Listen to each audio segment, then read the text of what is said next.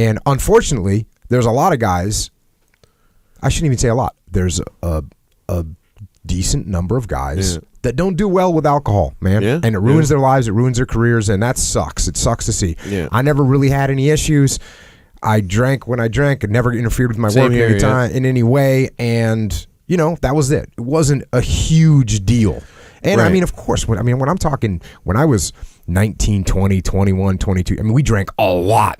It's weird how your body lets you at that age. A lot. Yeah. And you got up the next morning and did PT. We got up the next morning and did PT like it was nothing. And that's what we did. But then, like I said, and even now, when I go out and hang out with some of my old buddies, or actually, it's more not if I go and hang out with some of my old buddies, we probably don't even maybe have a beer, but. When I go out and see the young guys are getting after it. I don't look down on them at all. I think, they're getting after it. I found when I hung out with my buddies that are still serving, you're not in the gig anymore. You're not doing the job. So you're a little out of shape. Your drills are a little rusty maybe or whatever. I find when I'm around guys my age that are still operational, I can't keep up with them drinking or anything because it's part of the training. It's part of the culture. I've fallen off, and even like before I was in, I didn't really drink. And then when I got out, I stopped drinking as much, and it's not like, again, guys, Jocko and I aren't saying in the military we're all functional alcoholics. What we're saying is it's just what we do. Yeah. And, and remember the job that we volunteer to do. We volunteer to run into gunfire, for our countries and for fun. Like, let's face it, a lot of us think it's fun. I thought it was the best time of my life. But you still got to blow off that steam, and booze is really good at lubricating the machinery of blowing off steam. So when I started drinking for pain, though, is where I realized, because even the pills, bro. Like, let's go back to my pills.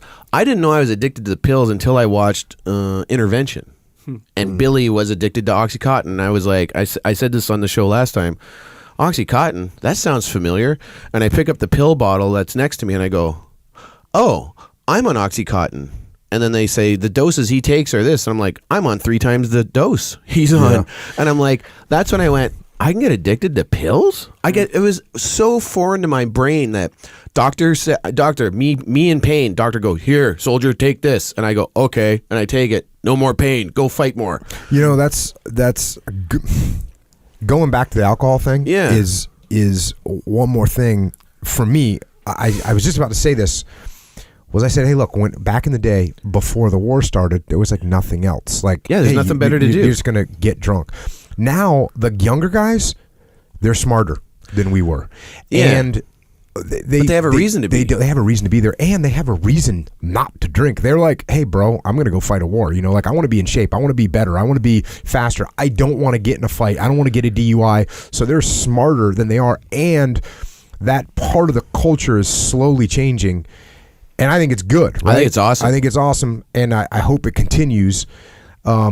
Again, I think it got overemphasized. When I first came in, it was overemphasized in the 90s. It was like... But it was a way because we weren't fighting anyone else. Exactly. So you drink to be a man, and then you fight each other, and if another platoon shows up, you fight those fucking guys. If another squad shows up or another company, all right, band together. I know we were just fighting, but we'll get back to that. But there's an armored regiment over there. We're going to go fuck those guys up.